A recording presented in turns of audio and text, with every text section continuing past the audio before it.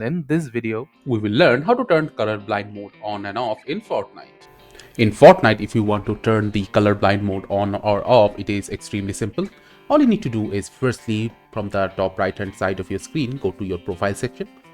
In here, you will find a gear icon which leads you to the settings tab. Under the video setting, you will find an option called graphics.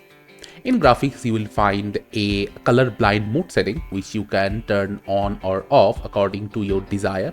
So there are total of 3 colorblind modes which you can use, and you can choose the one you are comfortable in.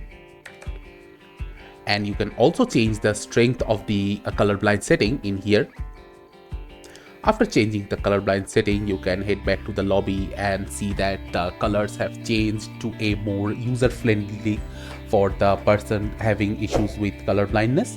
So this is how you can easily turn colorblind setting on or off in Fortnite and enjoy. Thank you for watching. Subscribe to our Topical Talks channel for more videos.